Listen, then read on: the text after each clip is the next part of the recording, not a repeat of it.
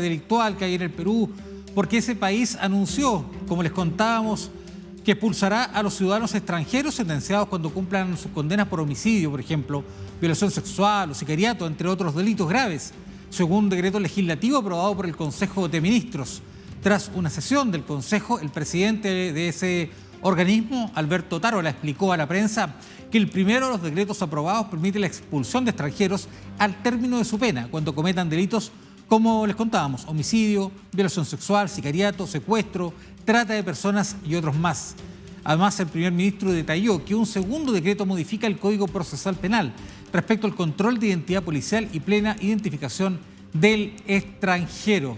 Hasta ahora la Policía Nacional del Perú solo tenía 4 horas para esa tarea, lo cual promovía la impunidad, según palabras de la autoridad. Pero ahora el plazo se ha extendido a 12 horas, agregó Tarola. Y justamente para profundizar sobre estas medidas que ha tomado el Consejo de Ministros del Perú, tomamos contacto esta hora con Luis González Posada, el ex ministro de Justicia y Derechos Humanos, también ex canciller en el gobierno de Alan García, justamente de la República de Perú, a quien le agradecemos que esté conectado a esta hora con DNews. ¿Cómo está usted, Luis? Gusto saludarlo. Gusto saludarlos para mí. Buenos días, ¿cómo están? Muchas gracias por conectarse a esta hora con DNews. Y la primera consulta tiene que ver qué le parecen estas medidas tomadas por el Consejo de Ministros, estos 2 decretos que cambian o que modifican el Código Penal. Bueno, un primer paso, pero naturalmente insuficiente, porque acá en el Perú se ha desbordado a niveles alarmantes la delincuencia. Además, una delincuencia bárbara, feroz, que no conocíamos antes, ¿no? Y que se expresa, por ejemplo, en 3 temas. El sicariato, ya casi como una institución. Los sicarios ocupan diferentes lugares del país, cobran por matar a un ser humano $200, $300. Ha muerto mucha gente por sicariato. Segundo, la trata de personas, que no es otra cosa que las mafias venezolanas que se encuentran acá, el Tren de Aragua, ¿no? Lo que están haciendo es explotar a sus compatriotas a ejercer la prostitución. Y si no les pagan el monto que ellos convienen, simplemente la cuchilla o la matan. Ese es un segundo elemento que también ha introducido el Tren de Aragua. Y un tercer elemento, ¿no? El llamado gota a gota. O sea, le obligan a que usted reciba un préstamo en efectivo y al día siguiente comienzan a cobrarle sumas exorbitantes, y si no los paga, los asesinan. Entonces estamos pasando una situación de emergencia. Entiendo que en Chile también están pasando una situación dramática, y yo lo vincularía en gran medida a que la democracia no ha adoptado acciones firmes, sistemáticas, para enfrentar al crimen organizado, y tampoco para controlar una migración desbordada. No es casual, permítame que subraye, ¿no?, el elevado número de extranjeros que cometen delitos. En el Perú se estima que entre el año pasado y este año 25.000 extranjeros han sido detenidos por diversos delitos. Y en las cárceles se encuentran unos 4.500 de ellos, 80% venezolanos. Entonces estamos sufriendo la embestida, ¿no?, de lo que ocurre en otros países. De Venezuela han salido 7.500.000 personas, de acuerdo al registro de las Naciones Unidas, y se han desplazado a nuestro continente. Ustedes creo que tienen 450.000. Nosotros tenemos 1.500.000. Ha habido gente muy buena, profesionales, médicos, enfermeras, pero también nos lanzaron delincuentes, ¿no?, que han entrado por todo lado en las fronteras y que siguen entrando y creándonos complicaciones. Entonces, eso es en cuanto toda dictadura expele a su población. De acuerdo a la estadística, de Cuba han salido en total 1.780.000 personas, pero el último año ha habido un nuevo impulso migratorio de cubanos hacia los Estados Unidos en una cantidad que supera a los 180.000, de acuerdo al registro de migración de los Estados Unidos. En Nicaragua, otra dictadura brutal, donde el día de ayer escuchamos patéticamente al hijo del dictador Ortega ofrecer su territorio, ¿no?, a la Unión Soviética para que ahí entrenen sus tropas y hagan frente a Ucrania para que tengan éxito en su invasión. Pero de Nicaragua están saliendo miles de personas. Nicaragua es un país chico, pero hasta el día de hoy, de acuerdo a las Naciones Unidas, han salido 718,000 nicaragüenses y una gran parte de ellos hacia Costa Rica. Con lo cual quiero decirles que toda la dictadura no recibe, sino que exporta gente hacia el exterior. Gente buena y gente mala. Y estamos sufriendo las consecuencias de estos hechos, ¿no? Luis, generalmente cuando se aplican medidas que tienen relación con el cambio de la legislación, hay que esperar un tiempo justamente para que esas leyes, o en este caso estos decretos, puedan evaluar, digamos, la eficacia que puedan tener para combatir los distintos delitos o los crímenes.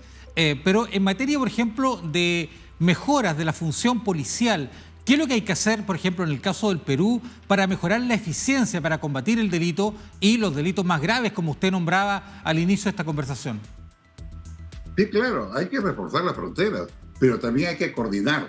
A mí me llama poderosamente la atención que países que tienen problemas similares, como es el Perú, Chile y el Ecuador, no hayan tenido una reunión tripartita donde participan los ministros de Justicia y Derechos Humanos, la Policía Nacional, para coordinar políticas conjuntas, para tener un banco de datos integrado, para colaborar mejor entre los estados. No me refiero que esa labor la hace la OEA, porque a la OEA no se le ocurre hacer eso, ¿no? La OEA es un organismo casi parasitario, donde sabemos de ella cuando la Comisión Interamericana de los Derechos Humanos, excediendo sus facultades, sus funciones, reabre casos de terroristas que han sido juzgados por el fuero civil y militar y además ratificados esos juzgamientos por la propia Corte Penal. Entonces, de la OEA no me ocupo, porque yo creo que es perder nuestro tiempo, pero sí decirle que ha llegado el momento que los gobiernos de Perú, de Chile y de Ecuador, para comenzar, se reúnan y conecten políticas conjuntas que pueden también ser leyes. Hay que intercambiar leyes, conceptos y experiencias. Mientras eso no se haga, estamos perdidos, porque estamos enfrentándonos a una multinacional del delito con una ferocidad inmensa, como lo hemos visto, por ejemplo, con el famoso Tren de Aragua, cuya existencia la conocíamos del año 2016, en esa famosa carta de Torcón, ¿no? Sabíamos que ahí estaba su plataforma, de ahí exportaban los delincuentes, coordinaban las acciones criminales en nuestros países, y el gobierno de Maduro no hizo absolutamente nada para controlar a ese grupo criminal. Permitió que sigan utilizando la cárcel para planificar internacionalmente los delitos. Recién lo ha hecho, permítame que lo recuerde, como consecuencia de una serie de acuerdos, ¿no?, con los Estados Unidos, el último en la cumbre de Doha, donde ellos quieren que les levanten las sanciones económicas, que entre otras cosas está el congelamiento de unos 22,000 millones de dólares venezolanos en bancos norteamericanos, y los norteamericanos han puesto como condiciones elecciones libres y limpias, ¿no? No más fraudes, no más trampa, liberación de los presos políticos y naturalmente terminar con sistemas como el que hemos visto de la cárcel de Tocorón y del Tren de Aragua. Entonces yo creo que esto es parte de las negociaciones norteamericanas con el gobierno de Venezuela. Así que así estamos con problemas conjuntos, pero que debemos también tratarlas conjuntamente, porque por medio está la institucionalidad democrática y el Estado constitucional de derecho, tanto de Perú como de Chile y también del Ecuador. En ese sentido, entonces, Luis, ¿no ha faltado quizás diálogo político, justamente, o mayor entendimiento para buscar soluciones globales en conjunto ante una situación de criminalidad que ha aumentado justamente en todo el continente? Elemental, ¿no? Es elemental que se haya organizado una especie de cumbre.